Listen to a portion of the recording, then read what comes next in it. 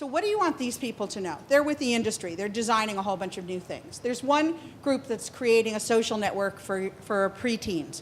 What should they know? I guess one thing to know is that the internet is an amazing thing. There's so many things you can do with it, but safety is also a huge issue online. So if there was some way to make it so that there was never, I guess, the possibility that somebody could get hurt online, which is very difficult, but that's very important to keep in mind.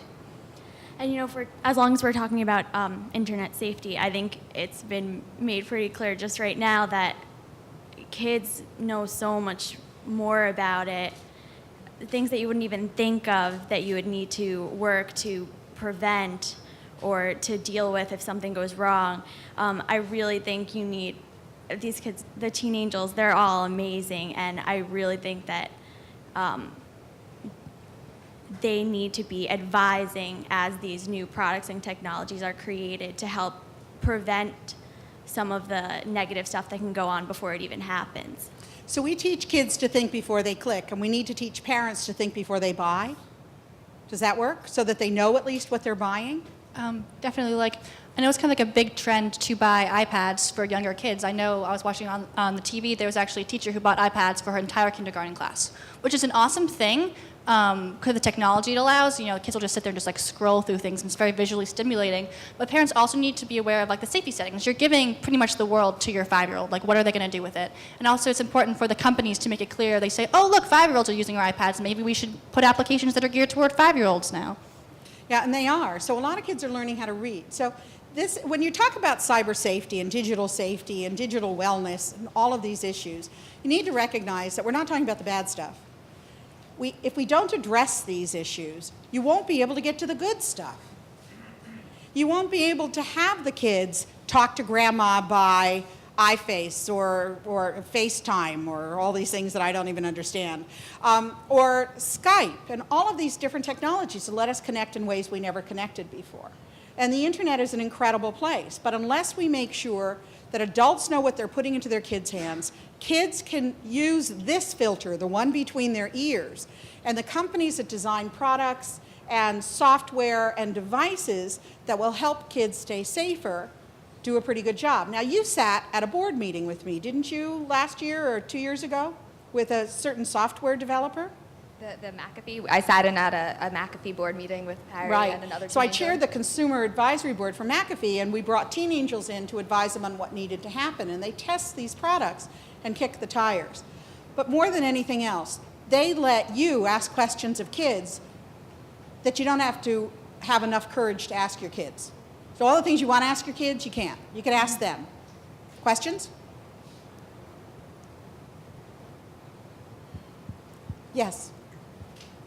Just for the whole panel, do you feel there's a certain age when parents should, if they are using parental control software, scale back content? So the question is, do you think that there's an age that parents, if they're using parental control software, should scale back from using it? And McAfee has their family product as well as all of the safety products. I feel like it's definitely about communication between the parent and the child. Obviously, there's big milestones when the kid goes into high school. There should be minimal programs installed in their computer. I know that as far as Facebook goes, I got a Facebook when I started high school, and my mom I guess my mom doesn't have access to my Facebook, but if she wanted to look at it, I would give it to her. So I feel like it's more communication once you go into high school than actually having programs installed on your computer and you're like, oh, I know what you're doing at this time of night and I know exactly who you're IMing. I don't want my mom to know that. I'm 18 years old. Even when you're 14 years old, you don't want your parents to know that. Yeah, usually the tipping point on this from the kids' perspective is when they start liking boys or girls. And then they don't want mom or dad looking over the shoulder. Until then, they're usually pretty comfortable having parents see everything they're doing and saying. Now, Joshua's going to be comfortable until he's 40, I think. But when we asked you that question, we said, do you mind that your mom uses parental controls? And what did you say? No. Why? Because it's her responsibility to know what I'm doing. She has to know that I'm not getting into trouble. Do you ever do anything you're not supposed to do online? No. So a lot of the kids are very happy to have somebody look at what they're doing. And so the great thing is they were both in the same Tween Angels chapter. So we have Vincent doing research on when it's okay to swear in video games. And we have Joshua who's never broken a rule in his life. And the two of them sort of bring each other to balance. But you need to recognize that most of the kids, when they're younger, 10 and under, they want parental controls. They ask for them. They're very happy as long as you're not going to block the sites that are appropriate for them that they want to go to, and it gives you that flexibility. Everybody, all ages, need good antivirus, firewalls, because we're seeing a lot of cyberbullying that's coming out of there, and especially when you hear about the big data breaches with Sony and a lot of the other companies that are coming out now, you better make sure you're protecting your system. What else? Joshua, what's your mom's password? I have no The idea. question was, what's his mom's password? I have no idea. Did you ever try to figure it out? No. How easy is it to figure out passwords most of the time? Usually really easy. I go with last name, birthdays, pets' names. The most common password is password. So yeah. Password. And a lot of them, somebody just took down one of the big sites, and someone told me that the password, one of the hacker groups were very proud of the fact that they had gotten into something, and the password that they took out and infiltrated was 12345. And these are adults setting those passwords. What else? What are ways that people could actually find out their ages? What if what? What are ways that other people could actually find out? What are the ways that people can find out your real age online? You really can't. Like when you sign up for Facebook, you're supposed to be 13 years old. You just check a box. I'm 13 years old.